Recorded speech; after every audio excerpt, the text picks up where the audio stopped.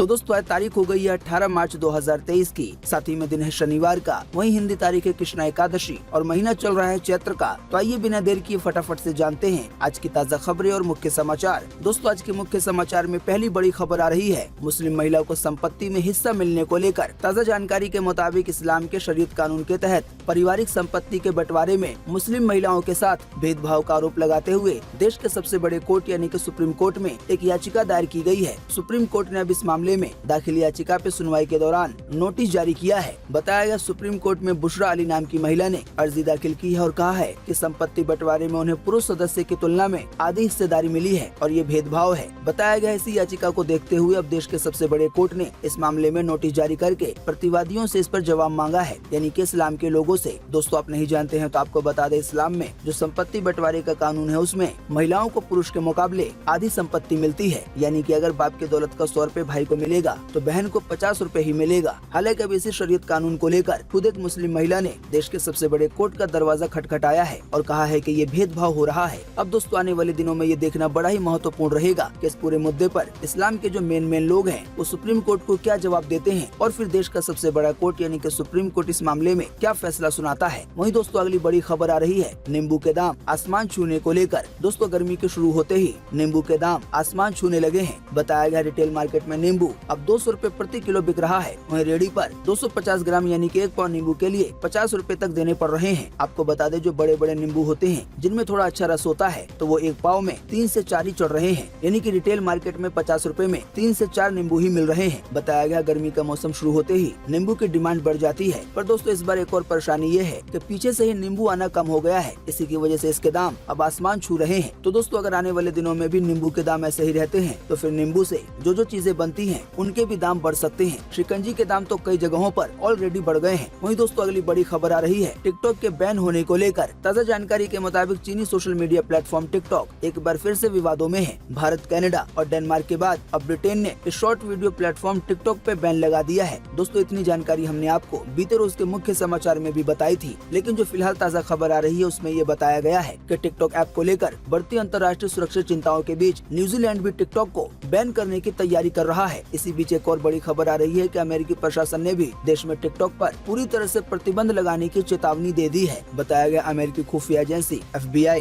और federal communication commission पहले ही चेतावनी दे चुके हैं कि बाइटडांस यानी कि जिस कंपनी का टिकटॉक है वो यूजर्स का डेटा चीनी सरकार को साझा कर सकता है। इसी की वजह से आने वाले दिनों में अमेरिका में भी टिकटॉक को पूरी तरह से बैन किया जा सकता है, जैसे कि ये बैन है अपने भारत में। दोस्तों आप भी इस वीडियो के नीचे कमेंट बॉक्स में कमेंट करके बताएं कि टिकटॉक को क्या पूरी दुनिया में ही बैन कर देना चाहिए या नहीं। इस पर आपकी पर्सनल राय क्या है, क्योंकि टिकटॉक ऐप पर कई बार ये आरोप लग चुका है कि वो अपने इस्तेमाल करने वालों का डेटा चीनी सरकार से साझा कर सकता है या उसने साझा भी कर लिया होगा। दोस्तों आप अपने जवाब इसी वीडियो के नीचे कमेंट बॉक्स में लिख सकते हैं। आपके दिए गए जवाबों से काफी कुछ पता चलता है। वहीं दोस्तों अगली बड़ी खबर आ रही है यूपी सरकार को लेकर। ताज़ा जानकारी के मुताबिक मुख्यमंत्री योगी आदित्यनाथ ने कहा है कि यूपी में सरकार आने वाले 4 साल में 1 करोड़ युवाओं को रोजगार देगी। यूपी का शिक्षा नया केंद्र बनेगा। इसके लिए नए विश्वविद्यालय की स्थापना की जा रही है। मंडल में बनने वाला राजकीय विश्वविद्यालय मुरादाबाद में बनेगा। वहीं शासन ने निर्माण की कार्रवाई भी शुरू कर दी है। तो दोस्तों इस खबर में सबसे हाईलाइट पार्ट ये है कि मुख्यमंत्री योगी आदित्यनाथ ने ये कहा है कि आने वाले 4 साल में 1 करोड़ युवाओं को रोजगार दिया जाएगा और यूपी शिक्षा का नया केंद्र बनेगा। दोस्तों आप भी इसी वीडियो के नीचे कमेंट बॉक्स में कमेंट करके बताएं कि क्या सच में आने वाले 4 सालों में 1 करोड़ युवाओं को रोजगार मिल पाएगा या नहीं। इस पर आपका क्या कहना है, आपकी पर्सनल राय क्या है, नीचे कमेंट बॉक्स में लिखना ना भूलें। वहीं दोस्तों अगली बड़ी खबर आ रही है राजस्थान को लेकर। जानकारी के मुताबिक राजस्थान में 19 नए जिले और 3 नए संभाग बनाए जाएंगे। इसके साथ अब राज्य में ऐसा होने की वजह से अब राज्य में यानी कि राजस्थान में 50 जिले और 10 संभाग हो गए हैं। मुख्यमंत्री अशोक गहलोत ने बीते शुक्रवार को विधानसभा में इसकी घोषणा की है। बताया गया बांसवाड़ा, पाली, सीकर नए संभाग बनाए गए हैं। वहीं जयपुर जिले को तोड़कर जयपुर उत्तर, जयपुर दक्षिण, साथ ही में 1 जिला दूदू और 1 जिला कोटपुतली बनाया गया है। मुख्यमंत्री के गृह जिले जोधपुर को भी जोधपुर पूर्व, जोधपुर पश्चिम और फलोदी में बांटा गया है। आसान शब्दों में कहें तो जो जोधपुर पहले एक कहलाता था अब उसके 3 हिस्से हो गए हैं। ऐसे ही जो जयपुर एक कहलाता था अब उसके 4 हिस्से हो गए हैं। इसके साथ ही गहलोत सरकार ने ये भी कहा है कि कर्मचारियों को रिटायरमेंट के दिन ही सभी पेंशन के लाभ दे दिए जाएंगे। इसके लिए उन्हें दफ्तरों के चक्कर नहीं काटने पड़ेंगे। साथ ही 75 साल से ज्यादा उम्र के पेंशनर्स के लिए 10% पेंशन बढ़ाने की भी घोषणा की गई है, यानी कि जिनकी उम्र 75 साल हो गई है उनको बाकियों के मुकाबले में 10% ज्यादा पेंशन देने की घोषणा की गई है। वहीं मुख्यमंत्री अशोक गहलोत ने उज्जैन के महाकाल की तर्ज पर जयपुर के गोविंद देवी जी मंदिर का विकास करवाने की घोषणा की है। इस पर 100 करोड़ रुपए खर्च किए जाएंगे। बाकी दोस्तों, इस खबर से जुड़ी अधिक जानकारी आप अपनी स्क्रीन पर देख सकते हैं। कुछ मेन की पॉइंट्स हमने आपको बता दिए हैं। वहीं दोस्तों, अगली बड़ी खबर आ रही है ChatGPT 4 को लेकर। दोस्तों, कल्पना कीजिए कि आप घर में अकेले हैं और खाने में क्या बनाएं ये आपको समझ में नहीं आ रहा है। ऐसे में आप अपने फ्रिज में रखे सामान की एक फोटो क्लिक करते हैं और ChatGPT 4 से कहते हैं कि इसे देखकर कुछ डिश बनाने का आइडिया दो, तो चैटबॉट ChatGPT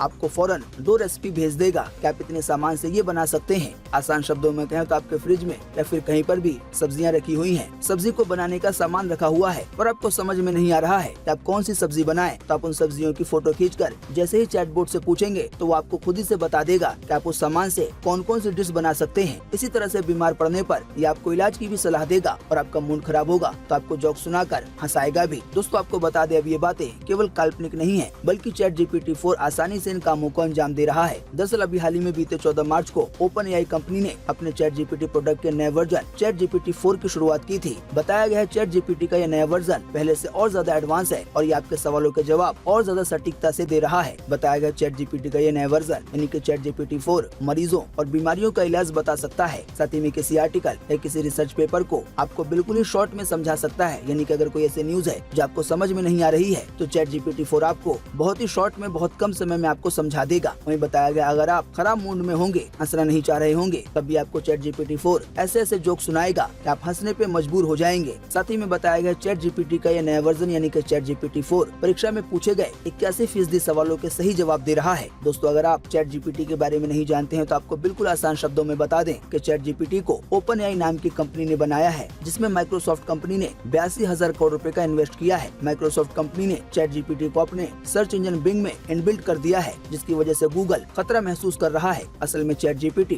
आर्टिफिशियल इंटेलिजेंस पे काम करता है, यानी कि AI पर। आपको बता दे, AI एक इस तरह का सिस्टम है जिसे आप किसी भी डिवाइस में डाल सकते हैं। AI की सबसे बड़ी खासियत ये है कि अपने आप ही कई चीजें सोच सकता है। आपको सभी चीजें उसे बताने की जरूरत नहीं होगी, केवल कुछ पॉइंट होंगे, कुछ कोड होंगे जो आप उसे करके बता देंगे। फिर वो आगे खुद ब खुद सीखता जाएगा और अपने आप को और ज्यादा बड़ा बनाता जाएगा। जैसे कि दोस्तों, आप YouTube पे वीडियो देखते हैं तो आपने गौर किया होगा कि आप जिस तरह के वीडियो देखते हैं आपको कल होकर या कुछ देर के बाद ठीक उसी तरह के वीडियो YouTube द्वारा सजेस्ट किए जाते हैं। अब दोस्तों, ऐसा तो है नहीं कि दुनिया के हजारों लाखों लोगों को कोई बंदा बैठकर एक एक करके वीडियो को सजेस्ट करता है। तो इस काम को करने के लिए भी गूगल AI सिस्टम का इस्तेमाल करता है। यानी कि जो AI सिस्टम है वो आपके बिहेवियर को नोटिस करता है कि आप क्या चीज ज्यादा देखते हैं, तो आपको फिर आगे चल के उसी के हिसाब से वीडियो सजेस्ट करने लगता है। हालांकि दोस्तों, AI का ये बहुत छोटा सा एग्जाम्पल है। आने वाले दिनों में AI से बहुत कुछ हो सकता है। आप नहीं जानते हैं तो आपको बता दें, अभी सर्च इंजन के मार्केट में गूगल की हिस्सेदारी 90% से ज्यादा है, लेकिन ChatGPT के जरिए बिंग इसे चुनौती दे सकता है। यानी कि माइक्रोसॉफ्ट का जो सर्च इंजन है बिंग, वो आने वाले दिनों में गूगल को टक्कर दे सकता है। बात यह है कि बिंग चैटबॉट पर आप कोई भी सवाल सर्च करते हैं तो उसका सीधा जवाब लिख कर आ जाता है, बजाय तमाम लिंक आने के। यानी कि गूगल के सर्च इंजन में और ChatGPT में सबसे बड़ा फर्क एक ये है कि अगर आप कोई सेम सवाल गूगल पे जाके टाइप करें और वही सेम सवाल आप ChatGPT से पूछें तो आप पाएंगे कि उस सवाल के जवाब के लिए गूगल आपको कई सारी वेबसाइट के लिंक दिखाएगा, लेकिन ChatGPT आपको अपने बैकग्राउंड में कई वेबसाइट को प्रोसेस करेगा। यानी कि खुद ही कई सारी वेबसाइट को चेक करेगा और सीधे आपको रिजल्ट लाकर दे देगा। ऐसे में यूजर का सबसे बड़ा फायदा ये होगा कि उन्हें भटकना नहीं पड़ेगा जवाब के लिए। इसी की वजह से कहा जा रहा है कि आने वाले दिनों में माइक्रोसॉफ्ट कंपनी का जो सर्च इंजन है गूगल की तरह बिंग, वो आने वाले दिनों में गूगल को टक्कर दे सकता है और बताया जा रहा है गूगल इससे डरा हुआ भी है। इसी की वजह से अभी हाल ही में ChatGPT को टक्कर देने के लिए गूगल ने बार्ड नाम का AI बोट पेश किया था। वहीं दोस्तों, अगली बड़ी खबर आ रही है इंडियन टीम को लेकर। जानकारी के मुताबिक भारत ने ऑस्ट्रेलिया को वनडे सीरीज के पहले मुकाबले में 5 विकेट से हरा दिया है। बताया गया, इंडिया टीम ने मुंबई के वानखेड़े स्टेडियम में 11 साल के बाद वनडे में जीत हासिल की है। इस जीत के साथ ही भारतीय टीम ने 3 मैचों की सीरीज में 1 से बढ़त बना ली है। इस सीरीज का दूसरा मुकाबला यानी कि दूसरा वनडे मैच आने वाले 19 मार्च को खेला जाएगा, यानी कि कल। वहीं दोस्तों, अगली बड़ी खबर आ रही है पाकिस्तान को लेकर और उसके न्यूक्लियर को लेकर। बताया गया, पाकिस्तान की गठबंधन सरकार में शामिल पाकिस्तान पीपुल्स पार्टी ने ये आरोप लगाया है कि इंटरनेशनल मॉनेटरी फंड यानी कि IMF की नजर देश के एटमी हथियारों और मिसाइलों पर है। आसिफ अली जरदारी की पार्टी के सांसद राजा रब्बानी के इस आरोप का जवाब फाइनेंस मिनिस्टर इशहाक डार ने दिया है। उन्होंने कहा है कि देश को यानी कि पाकिस्तान को हम पे भरोसा रखना चाहिए कि हम अपने एटमी हथियारों को यानी कि न्यूक्लियर हथियारों को और मिसाइल प्रोग्राम को कभी भी किसी से शेयर नहीं करेंगे। दोस्तों, आसान शब्दों में कहें तो पाकिस्तान के एक नेता ने यह आरोप लगाने की कोशिश की है कि IMF कर्ज देने के बदले में पाकिस्तान से जो न्यूक्लियर हथियार है उसकी डिमांड कर सकता है। वहीं दोस्तों, अगली बड़ी खबर आ रही है देश के कई राज्यों में ओले गिरने को लेकर। दोस्तों, देश में सर्दी जाते ही गर्मी से पहले बारिश का आगमन हो गया है। अभी हाल ही में बीते गुरुवार को राजस्थान, मध्य प्रदेश, छत्तीसगढ़ और उत्तर प्रदेश समेत 5 राज्यों में तेज बारिश के साथ कई जगहों पे ओले भी गिरे। इसी बीच मौसम विभाग ने अगले 3 दिनों तक मध्य प्रदेश, उत्तर प्रदेश में बारिश का अलर्ट जारी किया है। वहीं दूसरी ओर हिमाचल के कुल्लू मनाली में और लाहौल स्पीति में बर्फबारी के चलते सड़कों पे फिसलन हो गई है, जिस वजह से करीब 300 वाहन अटल टनल में फंस गए हैं और लंबा जाम लग गया है, यानी कि भयंकर वाला। वहीं मौसम विभाग के मुताबिक ये भी जानकारी दी गई है कि उत्तर भारत में एक विक्षोभ सक्रिय है। इसके असर से एक चक्रवात साउथ ईस्ट राजस्थान में 14 मार्च से बना हुआ है। इससे प्रदेश में मौसम बदल गया है। वहीं अभी हाल ही में बीते 16 मार्च से फिर एक पश्चिमी विक्षोभ बन गया है। इसी की वजह से देश के कई हिस्सों में मौसम बदल गया है और कहीं कहीं पे बारिश हो रही है, कहीं कहीं पे भारी बारिश हो रही है, तो कहीं कहीं पर ओले भी गिर रहे हैं। तो आइए दोस्तों, आपको इसी कड़ी में लगे हाथों बताते हैं कि आज 18 मार्च 2023 को देश भर में कैसा रहेगा मौसम का हाल। मौसम विभाग ने जारी किया है मौसम का पूर्व अनुमान। तो मौसम विभाग के अनुसार अगले 24 घंटे के दौरान तटीय आंध्र प्रदेश में, दक्षिण छत्तीसगढ़ के कुछ हिस्सों में, नागालैंड में, मणिपुर में हल्की से मध्यम और साथ ही में सिक्किम में हल्की से मध्यम बारिश होने की संभावना है। वहीं इन राज्यों के कुछ स्थानों पर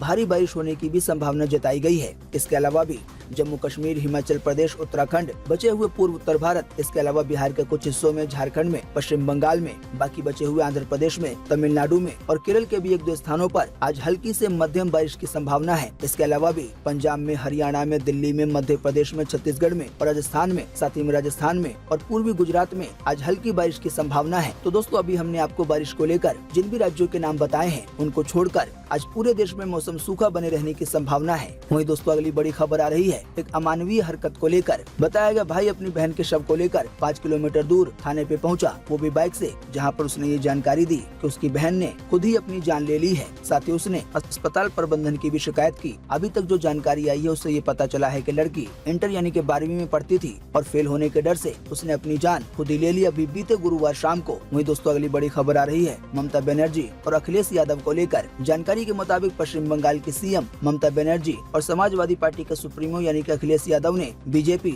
और कांग्रेस दोनों से दूरी बनाने का फैसला किया है। अभी हाल ही में बीते शुक्रवार को समाजवादी पार्टी के सुप्रीमो अखिलेश यादव ने पश्चिम बंगाल के मुख्यमंत्री ममता बनर्जी से मुलाकात की। इसके बाद अखिलेश यादव ने कहा कि भगवा खेमे को हराने के लिए सपा मजबूती से टीएमसी सुप्रीमो ममता बनर्जी के साथ खड़ी है। कुल मिलाकर आसान शब्दों में कहें तो अखिलेश यादव और ममता बनर्जी दोनों आपस में मिल गए हैं और इन्होंने बीजेपी, कांग्रेस दोनों ही पार्टियों से दूर रहने का फैसला किया है। वहीं दोस्तों, अगली बड़ी खबर आ रही है सनी देओल की गदर 2 मूवी को लेकर। जानकारी के मुताबिक बॉलीवुड एक्टर सनी देओल इन दिनों अपनी मच अवेटेड फिल्म गदर 2 को लेकर सुर्खियों में बने हुए हैं। 22 साल पहले रिलीज हुई थी, अब इसी का पार्ट 2 आ रहा है, यानी कि सीक्वल। अब फिलहाल ताज़ा जानकारी ये है कि गदर 2 मूवी की शूटिंग बीते रोज पूरी हो गई है, यानी कि बीते रोज 17 मार्च को शूटिंग का आखिरी दिन था। दोस्तों, आपको बता दें गदर 2 मूवी आने वाले 11 अगस्त को, यानी कि 11 अगस्त 2023 को सिनेमा घरों में रिलीज होगी।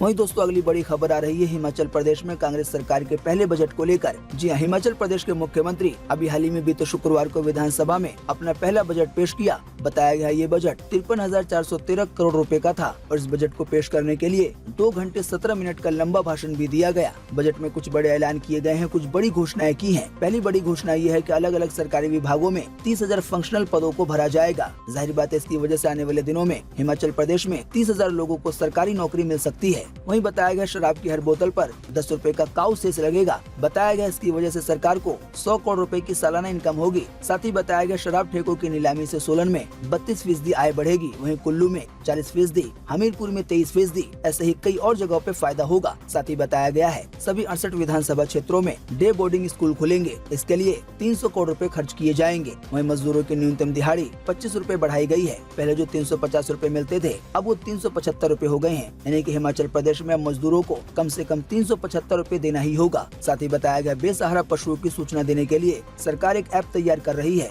इसका सबसे बड़ा मकसद है कि सड़कों से जो बेसहारा पशु हैं उनको हटाना और उनकी देखभाल करना। साथ ही एक और बड़ी खबर आ रही है कि शिमला के पास ही जाटिया देवी में एक नया शहर बसाने का ऐलान किया गया है, यानी कि ये शहर शिमला के बिल्कुल पास होगा। वहीं बजट में महिलाओं के लिए भी 2 बड़े ऐलान किए गए हैं। बताया गया 1500 रुपए हर महीने महिलाओं को दिए जाएंगे फेज वाइज। वहीं विधवाओं और सिंगल महिलाओं के लिए मुख्यमंत्री एकल नारी आवास योजना चलाई जाएगी और इसका फायदा महिलाओं को मिलेगा। दोस्तों, कुल मिलाकर आसान शब्दों में कहें तो बीते रोज के पेश हुए बजट में कई बड़े ऐलान किए गए हैं। अगर मैं एक एक करके सभी के बारे में बताऊंगा तो वीडियो काफी ज्यादा लंबा होगा। इसी की वजह से आप बजट की अधिक जानकारी अपनी स्क्रीन पे देख सकते हैं। आप चाहे तो इसे पढ़ भी सकते हैं। वैसे हमने आपको बजट के कुछ मेन पॉइंट बता दिए हैं। वहीं दोस्तों अगली बड़ी खबर आ रही है नवजोत सिंह सिद्धू को लेकर। बताया गया पंजाब कांग्रेस के पूर्व प्रधान नवजोत सिंह सिद्धू आने वाले 1 अप्रैल 2023 को रिहा हो सकते हैं। बताया गया पूरी सजा के दौरान कोई छुट्टी न लेने का नवजोत सिंह सिद्धू को बेनिफिट मिल सकता है। इससे पहले 26 जनवरी 2023 को उनके रिहा होने के आसार थे, पर उस समय ऐसा नहीं हो पाया। दोस्तों आपको बता दें सिद्धू 20 मई 2022 को जेल में गए थे, लेकिन उनकी रिहाई के लिए असल में उन्हें एक बहुत पुराने मामले में 1 साल की सजा सुनाई गई थी, लेकिन उन्हें रिहाई के लिए अब 19 मई का यानी कि 1 साल का इंतजार नहीं करना होगा। बताया गया उन्होंने पूरे साल में अपनी सजा के दौरान एक भी छुट्टी नहीं ली है, जिसके चलते उनको ये राहत मिल सकती है कि आने वाले 1 अप्रैल को ही उनको रिहा किया जा सकता है। वहीं दोस्तों अगली बड़ी खबर आ रही है सुष्मिता सेन के हार्ट अटैक को लेकर। दोस्तों आप नहीं जानते हैं तो आपको बता दें, बॉलीवुड की मशहूर एक्ट्रेस सुष्मिता सेन को बीते 27 फरवरी को शूटिंग के सेट पर हार्ट अटैक आया था। ऐसे में उन्हें तुरंत हॉस्पिटल ले जाया गया था, जहां उनकी एंजियोप्लास्टी हुई। अब ताज़ा जानकारी ये है कि उनका इलाज करने वाले डॉक्टर का कहना है कि सुष्मिता सेन बहुत ही सही समय पर हॉस्पिटल आ गई थी, इसीलिए वो बच गई। डॉक्टर का कहना है कि सुष्मिता सेन पहले से ही काफी फिट थी, इसीलिए उन्हें कम से कम नुकसान हुआ। हालांकि डॉक्टर के मुताबिक किसी भी व्यक्ति को जरूरत से ज्यादा एक्सरसाइज नहीं करनी चाहिए, क्योंकि इससे बॉडी को रिकवर होने का मौका नहीं मिल पाता है और ये खतरनाक साबित हो सकता है। वहीं दोस्तों अगली बड़ी खबर आ रही है महाठग सुकेश चंद्रशेखर पर फिल्म बनने को लेकर। 200 करोड़ रुपए की मनी लॉन्ड्रिंग केस में जेल में बंद महाठग सुकेश चंद्रशेखर पर फिल्म बनने की तैयारी हो रही है। उड़ती हुई यहाँ वहाँ से खबरें आ रही हैं, जिसमें ये कहा गया है कि माने तो फिल्म मेकर आनंद कुमार सुकेश के जीवन पे फिल्म बनाना चाहते हैं। उन्होंने इसके लिए तिहाड़ जेल के एएसपी से बात भी कर ली है। बताया गया आनंद कुमार सुकेश चंद्रशेखर से जुड़ी हर छोटी बड़ी जानकारी जुटा रहे हैं। इसी बीच उड़ती हुई ये भी खबरें आ रही है, जिसमें ये बताया गया है कि ये फिल्म जो कि महाठग सुकेश चंद्रशेखर पे बनेगी, ये 2024 में या 2025 की शुरुआत में रिलीज की जा सकती है, ऐसी संभावना जताई गई है। दोस्तों आपको बता दें, महाठग के नाम से जाने जाने वाला सुकेश चंद्रशेखर वही है जिसका नाम बॉलीवुड की मशहूर एक्ट्रेस जैकलीन फर्नांडिस से जुड़ा हुआ है और साथ ही में कुछ हद तक उसका नाम नोरा फतेही से भी जुड़ा हुआ है। वहीं दोस्तों अगली बड़ी खबर आ रही है MX प्लेयर को लेकर। बताया गया देश के प्रमुख OTT प्लेटफॉर्म MX प्लेयर के दूसरे OTT प्लेटफॉर्म के साथ मर्ज होने की यानी कि विलय होने की खबरें आ रही है। बताया गया MX प्लेयर अमेजन या फिर नेटफ्लिक्स के साथ मर्ज हो सकता है। बताया गया इसको लेकर पेपर वर्क भी तैयार किया जा रहा है। हालांकि ये अलग बात है कि अभी इसकी आधिकारिक पुष्टि नहीं की गई है। वहीं साथ ही में MX प्लेयर को लेकर ये दावा किया गया है कि MX प्लेयर पर बहुत गंदे वेब सीरीज आने लगे थे।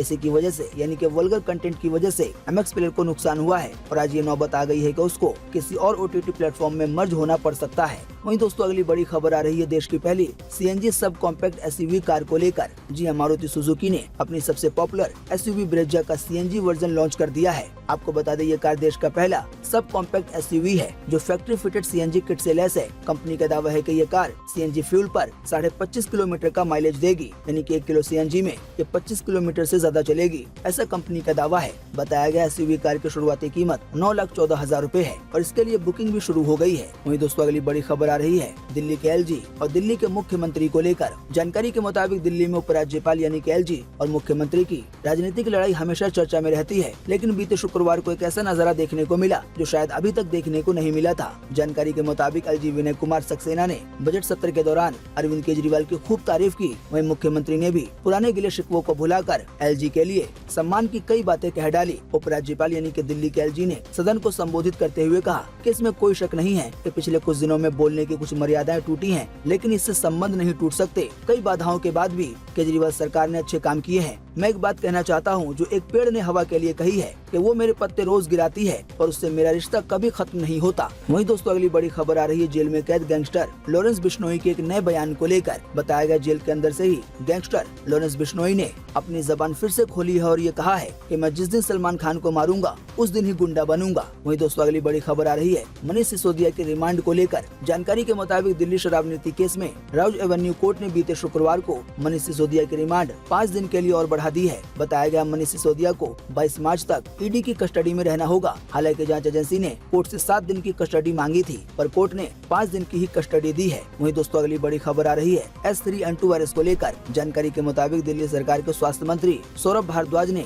बीते शुक्रवार को कहा है कि राजधानी में इन्फ्लुएंजा H3N2 के केस काफी कम है, लेकिन हम फिर भी इसके लिए सतर्क हैं। साथ ही में उन्होंने ये भी कहा है कि नए वायरस के खतरे को देखते हुए लोगों की जल्द ही स्क्रीनिंग शुरू की जाएगी, यानी कि जांच। इसी दौरान उन्होंने 5 साल से कम उम्र के बच्चों और 65 साल से ज्यादा बुजुर्गों को ज्यादा सावधानी बरतने की सलाह दी है। फिलहाल दिल्ली सरकार ने लोगों के लिए मास्क को कंपलसरी नहीं किया है, लेकिन सलाह दी है कि मास्क पहने, लेकिन इसे अनिवार्य नहीं किया गया है। अगर आने वाले दिनों में इसे अनिवार्य कर दिया जाएगा तो फिर मास्क पहनना ही पड़ेगा। वहीं दोस्तों अगली बड़ी खबर आ रही है कोरोना वायरस को लेकर। ताज़ा जानकारी में बताया गया है कि देश में 4 महीने के बाद एक दिन में कोरोना के केस 796 आए हैं, यानी कि 4 महीने के बाद ऐसा देखा गया है कि कोरोना के केस इतने ज्यादा बढ़ गए हैं कि केवल एक दिन में 796 नए मरीज मिले हों देश भर में। दोस्तों इसी की वजह से अभी हाल ही में देश के 6 राज्यों को केंद्र सरकार ने कोरोना से सावधानी बरतने के निर्देश दिए थे। वो 6 राज्य कौन से हैं, इसकी जानकारी हमने आपको बीते रोज के मुख्य समाचार में बताई थी। आइए दोस्तों अब अगली खबर में लगे हाथों जानते हैं कि बीते रोज लगभग 24 घंटे में कोरोना वायरस के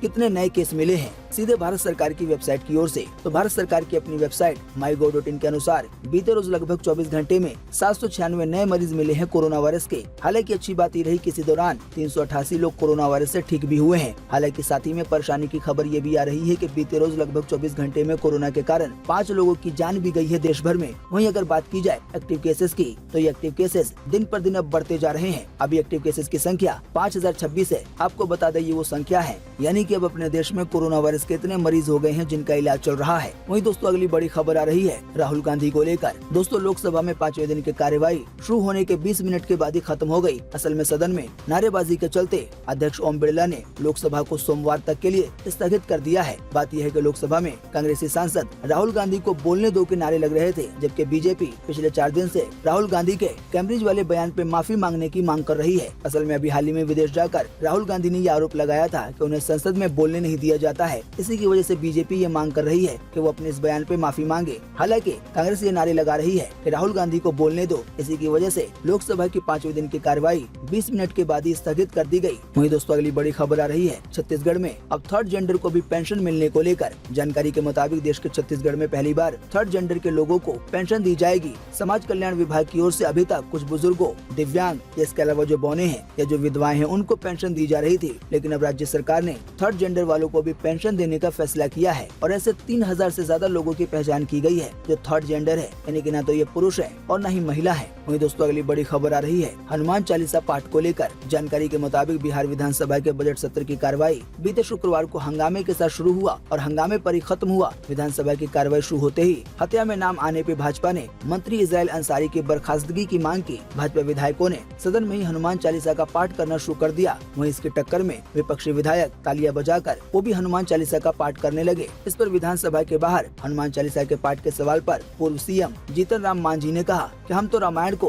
काल्पनिक मानते हैं, यानी कि हम तो मानते ही नहीं है कि रामायण कभी हुई भी है। साथ ही में उन्होंने ये भी कहा कि रामायण की बात करें तो राम से ज्यादा कर्मठ रावण थे। वहीं कल्पना के आधार पर राम और रावण की बात करने से बेहतर है कि भाजपा गरीब लोगों की बात करे। वहीं दोस्तों अगली बड़ी खबर आ रही है एयरपोर्ट पर लंबी कतारों से छुटकारा मिलने को लेकर, खास करके जो भीड़ इमिग्रेशन काउंटर पे लगती है उससे। जी हां, भारत में फ्लाइट से ट्रेवल करने वाले यात्रियों को जल्दी एयरपोर्ट्स पर इमिग्रेशन की लंबी लाइनों से राहत मिल सकती है। अभी दिल्ली और मुंबई एयरपोर्ट्स पर यात्रियों को इमिग्रेशन की लंबी लाइनों की समस्या का सबसे ज्यादा सामना करना पड़ रहा है। यूनियन होम मिनिस्ट्री ने बीते गुरुवार को इस मुद्दे पर बैठक की, क्योंकि इंटरनेशनल ट्रेवल करने वाले पैसेंजर्स सोशल मीडिया पे लगातार पोस्ट शेयर करके ये समस्या बता रहे हैं और शिकायत कर रहे हैं कि भारत में इमिग्रेशन पर काफी लंबी लाइनें लग रही हैं। इसी की वजह से कहा गया है कि आने वाले दिनों में इसके इंतजाम किए जाएंगे जिससे इमिग्रेशन काउंटर पर भीड़ कम हो सके। वहीं दोस्तों अगली बड़ी खबर आ रही है फ्रांस में एक पेंशन बिल पास होने को लेकर, जिसकी वजह से देश भर में हंगामा शुरू हो गया है। बताया गया फ्रांस में बीते गुरुवार को मैक्रो सरकार का पेंशन सुधार बिल पास हो गया है। इसके तहत रिटायरमेंट की उम्र 62 साल से बढ़ाकर 64 कर दी गई है। हालांकि फ्रांस के बहुत सारे लोग इसके खिलाफ हो गए हैं और प्रदर्शन कर रहे हैं। वहीं दोस्तों अगली बड़ी खबर आ रही है रामचरण को लेकर। दोस्तों लॉस एंजलिस में हुई 95वें ऑस्कर अवार्ड सेरेमनी में नाटू नाटू गाने के लिए बेस्ट ओरिजिनल सॉन्ग का खिताब जीतने के बाद अब आज सुबह रामचरण अपनी पत्नी उपासना के साथ दिल्ली एयरपोर्ट पहुंचे। बताया गया रामचरण आज दिल्ली में प्रधानमंत्री मोदी से मुलाकात करेंगे। वहीं दोस्तों अगली बड़ी खबर आ रही है भारतीय वायुसेना में अग्निवीर के भर्ती को लेकर। जानकारी के मुताबिक भारतीय वायुसेना ने अग्निवीर भर्ती के लिए बीते रोज 17 मार्च से आवेदन की प्रक्रिया शुरू कर दी है। इस भर्ती के लिए आवेदन की अंतिम तारीख 31 मार्च 2023 है। तो जो भी इच्छुक उम्मीदवार हैं और जो योग्य हैं वो इसमें आवेदन कर सकते हैं। बाकी वैकेंसी की ज्यादा जानकारी के लिए आप इससे जुड़ी ऑफिशियल वेबसाइट अग्निपथवायु.cda ICSE.in को विजिट कर सकते हैं। वहीं दोस्तों अगली बड़ी खबर आ रही है आज 18 मार्च 2023 के राशिफल को लेकर, जो कि जारी किया गया है NBT द्वारा, और यह है टैरो कार्ड के अनुसार। हम आपको फिर से बता देते हैं कि राशिफल में कई लोग मानते हैं और कई लोग नहीं मानते हैं। इसी की वजह से हम आपको राशिफल की जानकारी केवल खबर के तौर पे बताते हैं। आस्था, भरोसा, विश्वास सभी कुछ सबका अपनी अपनी जगह है। तो शुरू करते हैं मेष राशि से। तो मेष राशि वालों को लेकर कहा गया है कि आज का दिन अविवाहितों के लिए, यानी कि जिनकी शादी नहीं हुई है, उनके लिए अच्छा रहेगा, क्योंकि उनको विवाह के नए मौके प्राप्त हो सकते हैं। वहीं विद्यार्थी वर्ग भी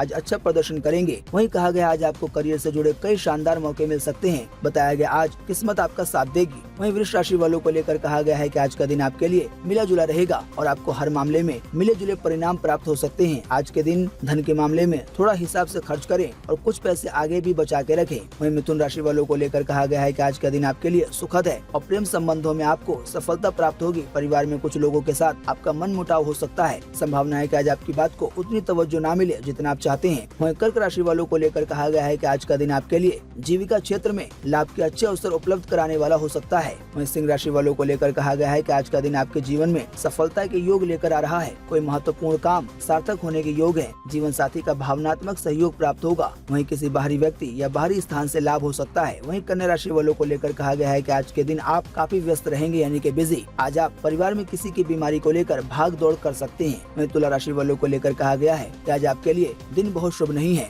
घर गृहस्थी का वातावरण बहुत अच्छा दिखाई नहीं दे रहा है और आपको आज अपने करियर के बारे में कोई बड़ा फैसला लेना पड़ सकता है। वहीं ससुराल पक्ष के कारण किसी प्रकार का तनाव हो सकता है। वहीं वृश्चिक राशि वालों को लेकर कहा गया है कि आज का दिन आपके लिए अधिक शुभ नहीं है, यानी कि ज्यादा शुभ नहीं है और आज प्रेम संबंधों में भी कुछ दूरी बनेगी। आज आप इनसे संबंधित मामलों को फैसले वाले मोड़ पे ले जाने की सोच सकते हैं। बेहतर होगा कि आज आप इसके बारे में कोई फैसला ना लें। वहीं धनु राशि वालों को लेकर कहा गया है कि आज का दिन आपका निजी समस्याओं को सुलझाने में बीतेगा। भाई बहन, बंधु बांधवों से विचार के तालमेल का अभाव बढ़ेगा। सहकर्मियों से, यानी कि जो आपके साथ काम करते हैं, उनसे संबंध में गड़बड़ी आ सकती है। वहीं मकर राशि वालों को लेकर कहा गया है कि आज का दिन किसी प्रकार की समस्या और झंझटों को सुलझाने में बीतेगा। वहीं कहा गया है आज आप अपनी प्रोफेशनल लाइफ को लेकर बहुत ही असंतुष्ट रहेंगे और आपको परेशानियों का सामना करना पड़ सकता है। वहीं कुंभ राशि वालों को लेकर कहा गया है कि आज का दिन आपके लिए ज्यादा शुभ नहीं होगा। कोई पैसे का लेन देन करना आपके लिए रिस्की हो सकता है। धन की स्थिति कमजोर दिखाई देगी। वहीं मीन राशि वालों को लेकर कहा गया है कि आज का दिन आपके लिए बेहतरीन हो सकता है और आपको वहां से